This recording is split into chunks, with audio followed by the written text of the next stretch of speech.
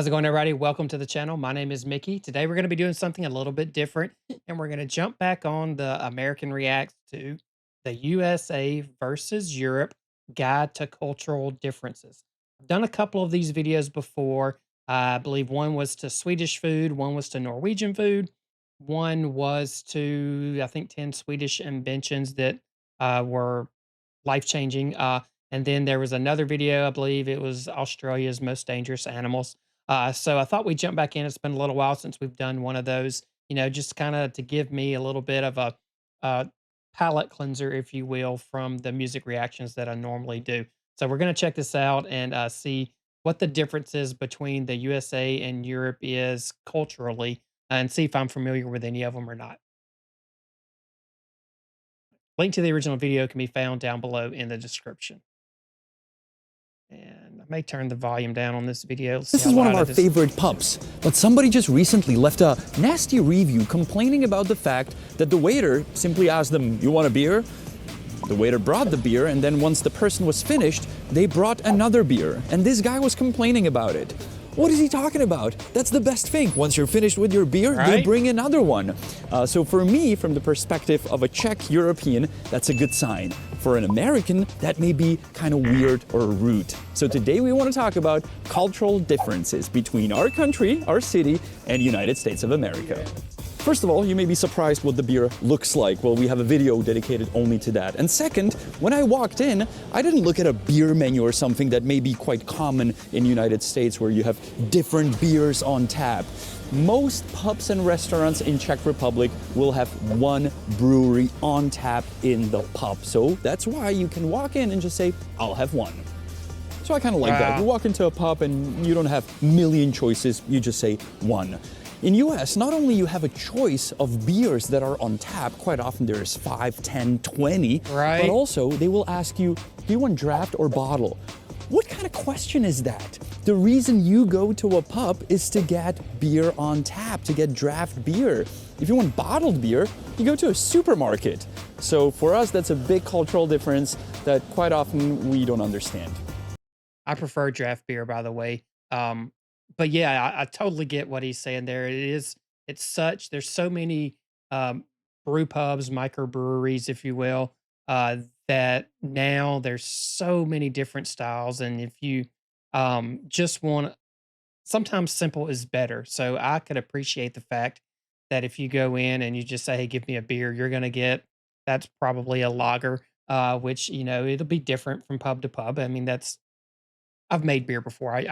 So I kind of have a little bit of background in knowing what goes into making beer, and so it that's like I said, probably a lager that's just a simple, everyday drinker is so much better than the bottled beer that we get here. Um, Budweiser, Miller, Coors, beer like this. I've been to the Czech Republic, fun fact, and I've had a beer in the Czech Republic. So I know what beer in Europe tastes like, and it's so much better than this commercial crap that we have here. So this one here, I'm on his side.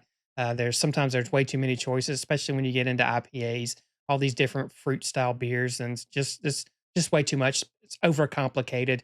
Just give me a good cold beer, and like you said, draft beer. When you're in a pub, I never want a bottled beer when I'm in a pub. Give me a draft beer in a cold mug, just like this, and I'm happy.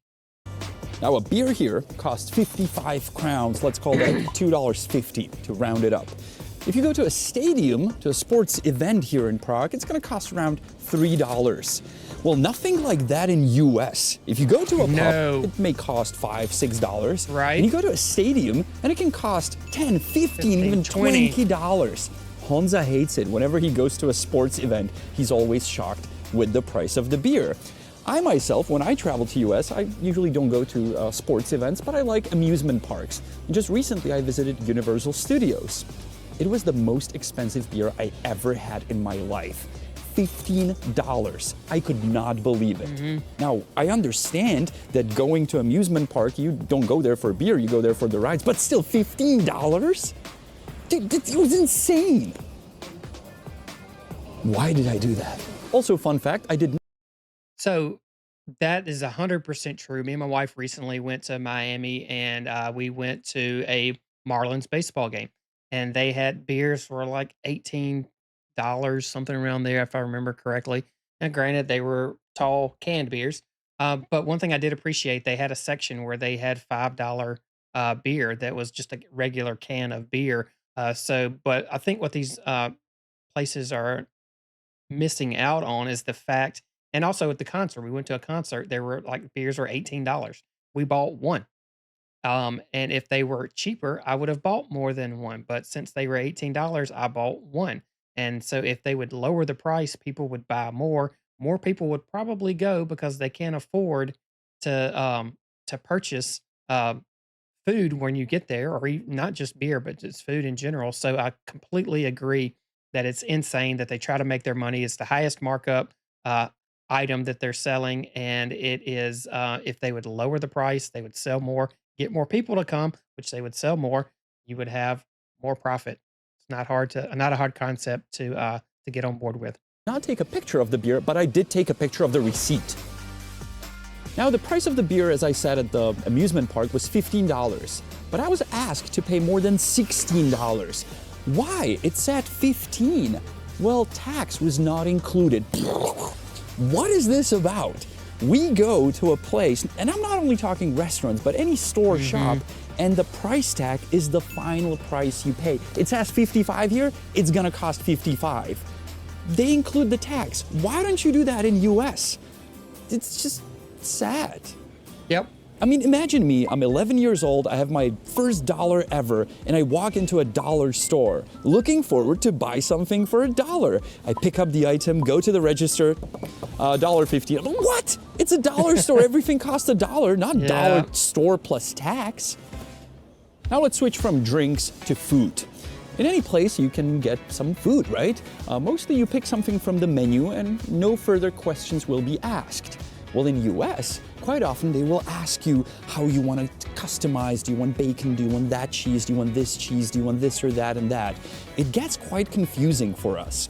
And you can imagine me being 11 years old in US, in New Jersey, first walking to a restaurant, ordering a burger, very much looking forward to it. And they asked me, how do you want your burger done? I said, I don't know, very well done, thinking that they would make it completely.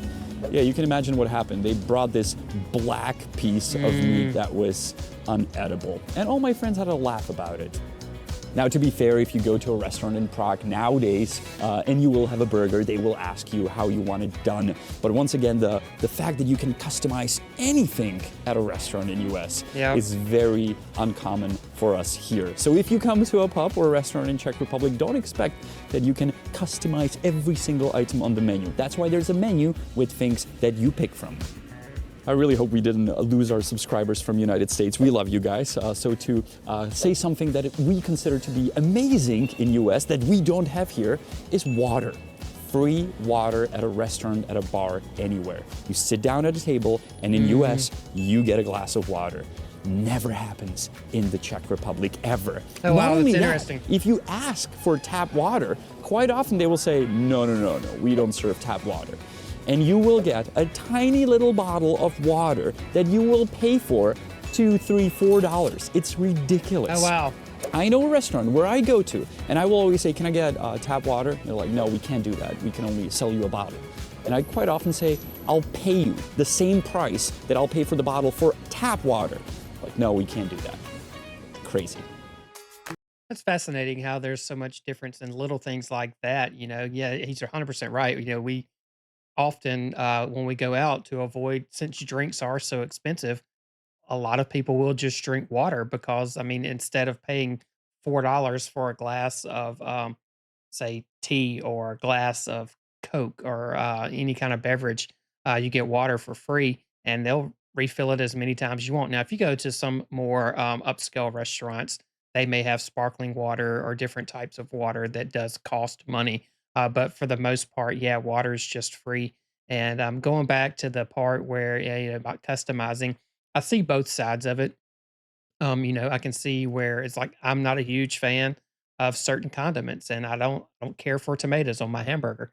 And if I order a hamburger that has tomato on it, used to I wouldn't eat it. Now I can, but it's not something that I prefer. So I see the customization side, the advantages of that, but I also see that from a restaurant standpoint, it makes it easier to have everything done exactly the same, everything that way it's done and quality control, stuff like that.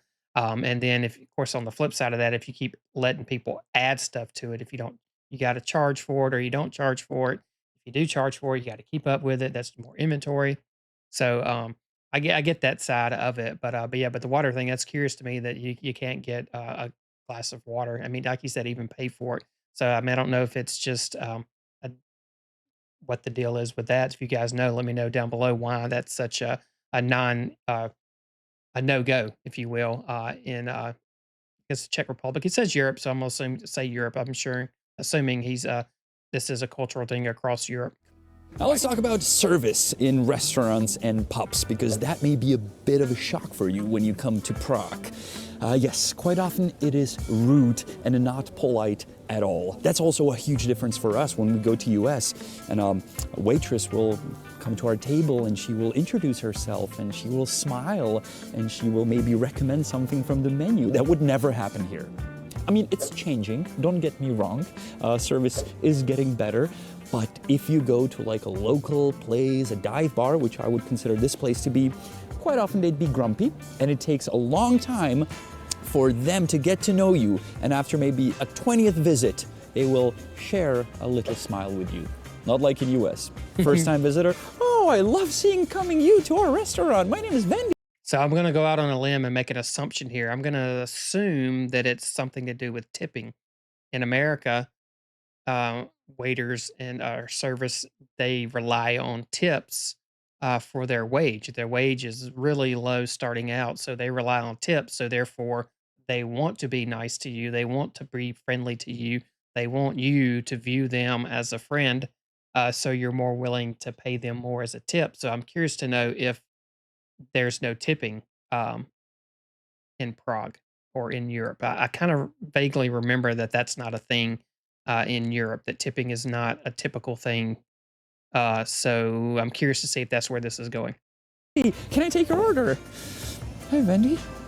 Speaking of Wendy, when I was first called darling or honey in a restaurant in US, I was like, she really loves me. She just called me darling. I like that. I mean, I like the bartender here, but he never calls me darling. Let's make it stay that way, okay? Yeah. We're tough guys. Even though the two of us consider the service at places in the United States very good and very nice and very polite, there is one thing that we consider to be very rude. And that is, you're finishing your meal or maybe you're halfway through and suddenly a bill lands on your table. What is that? Are you kicking me out? That would never happen here. Any business, restaurant, pub, coffee place tries to keep you in the place as long as possible. You're done with your meal, they'll offer you a dessert. You're done with your dessert, they will offer you coffee. You're done with your coffee, maybe you want to start over and have another appetizer. In other words, they want to keep you in as long as possible. You have to ask for the bill. That's true here too. So that's not a unique thing. It's not they don't always just put the bill. Some places will, depending on how busy they are, if they're trying to clear the table to get another group of people in. But for the most part, they'll do the exact same thing here. They will wait for you to ask for the bill, and before and when you do ask for the bill, they'll come around and say, "Hey, are you sure you don't want dessert or some coffee?" Like he was stating. So we have that here too as well. So it may not be as common or maybe, not as often as it is there, but here that's a thing. In US, very often, you're halfway through, here's your bill. I'm like, well, maybe I want another something. No, the bill is already on the table. Just weird. Speaking of the bill, let's dive into tipping. And that can create some big issues because that's a big cultural difference. Yeah, I In thought US, so. quite often we get asked, do you want to tip 15, 18, 20, 25%?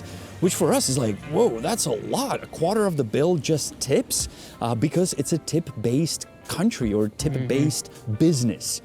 In Czech, that used to be very, very different. I mean, my dad would only round up the bill to the next higher number. If the bill was 99, he would round it up to 100. I believe most of our dads and mothers still do that. Nowadays, it's changing even here, and tipping goes from 10% higher if you're satisfied with the service. If the service is really bad, some people will simply not tip. If that would happen in the US, that you would not leave a single cent on a tip, I've experienced people running out the restaurant and be like, what happened? What did we do wrong? Like, why did you not tip? So tipping is very, very different. Yeah. And I'm curious what you will say about that in the comments. Whatever country you're from, I want to read what's the average tipping in your country. So here, average is 15. It's creeping up to 18 to 20. So if I go out, I do typically tip very well if the service is good.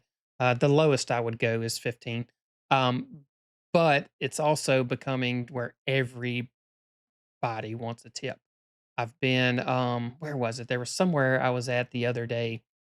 Um, I can't remember exactly, but I mean, it was something to where it was like they were just ringing me up. They were not providing any service whatsoever, and they asked for it if I wanted a tip. And and it's kind of like um, the culture here has kind of gotten a little bit out of hand with tipping. As like I said, everybody wants a tip. I wish I could remember what that was exactly, but it was something that had never asked for a tip before.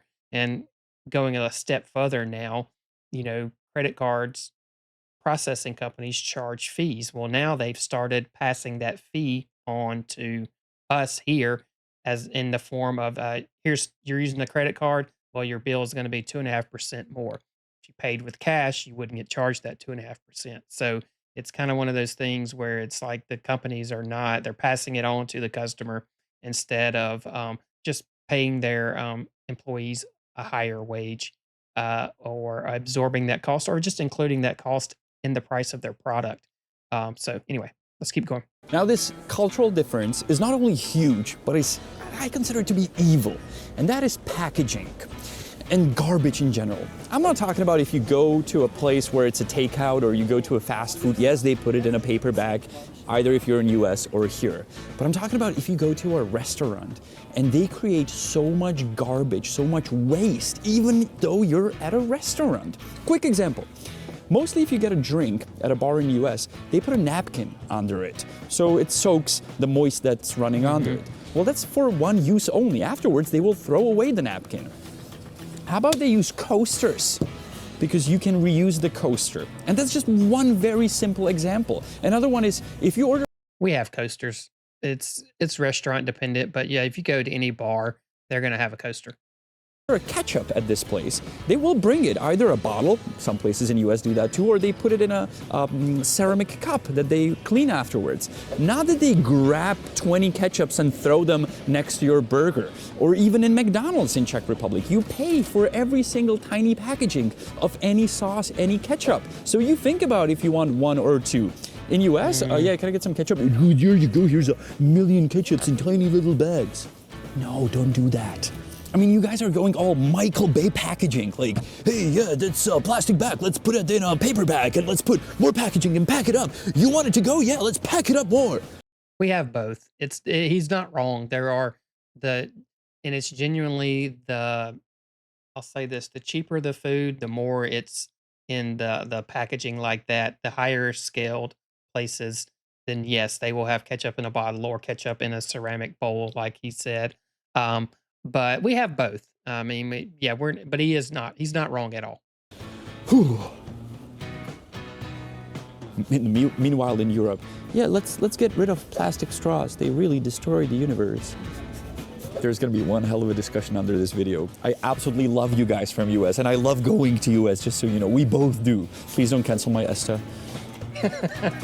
Now let's drop the beer for a minute and let's talk about coffee and coffee culture differences between USA and Europe. Triggered already? Well, you'll get triggered more. Yes, in Europe, we do not consider this to be a cup of coffee. That's a gallon of coffee. If it's more than a gallon, it's not coffee. This is a cup of coffee. By the way, shocker, they have a cup of coffee in this pup. It's served in a ceramic cup. It's this size. You have a plate under it. It makes that little noise when you put it down. You sometimes even get a spoon with it so you can mix your little espresso. And this is how you drink it. Not a gallon. Doesn't fit in your car so you can drive and sip on your little coffee soup throughout the day. big difference, big shocker for us when we go to places in US and they simply don't serve something like this. Hold your horses. I know that coffee culture in US is changing depending on which state you live in, if you live in a city and so on, but still mostly people think this is coffee and you cannot get this. It's sad for us Europeans. You can get it, but once again, it's usually tied to where you are, the atmosphere of the restaurant. If you go to any fast food or Starbucks, yes, it's going to be in a paper cup. And the size, when we say cup here, it's generally just because the container, not the actual amount. I know a cup is a cup. But that small cup that he had there, that would be espresso. Here, that's what you would get an espresso in. When we think of coffee, it's generally, just to be honest, this here is what I usually put my coffee in when I take it to work every day. So it's probably 2 cups of coffee, but that's all the coffee I have in a day. But um,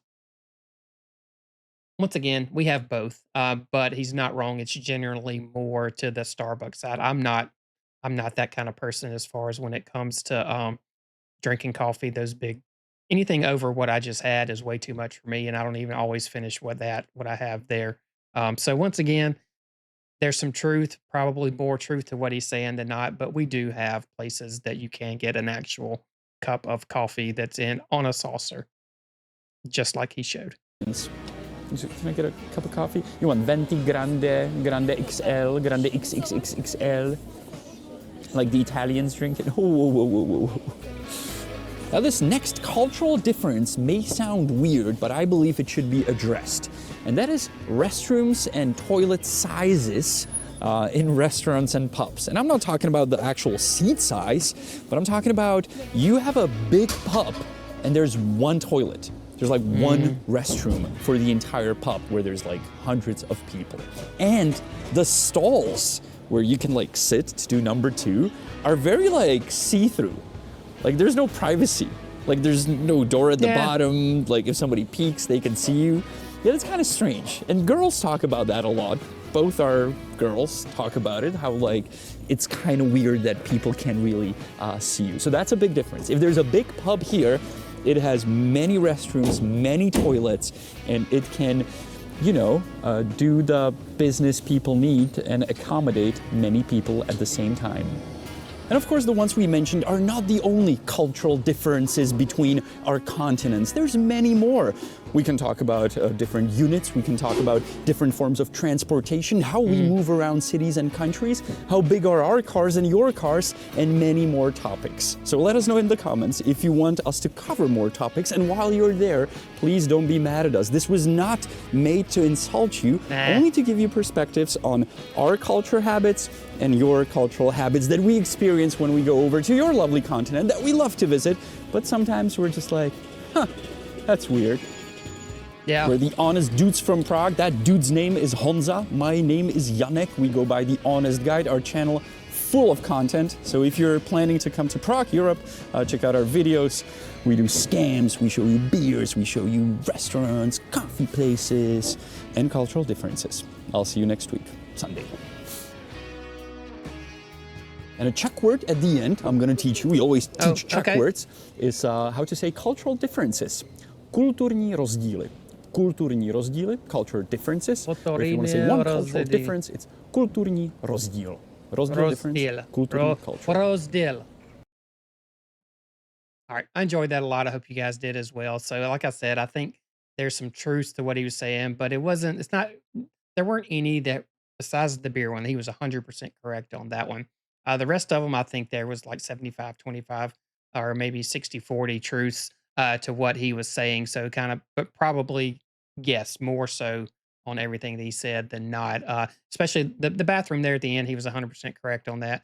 There's only one place I know that have bathrooms like they showed there that's regular, and it's a gas station, a big one here called Bucky's, and they have restrooms very similar to that, floor to ceiling dividers. But he's 100% correct. Most places have those dividers or partitions that are open on the bottom, so I can't dispute that at all, really. But I really enjoyed that. I hope you guys did as well. It was fun just to see that and to hear his perspective on the differences here. Let me know down below what you guys thought, or if there's any other videos like this that you want me to check out. I enjoy these, and I hope you guys do as well.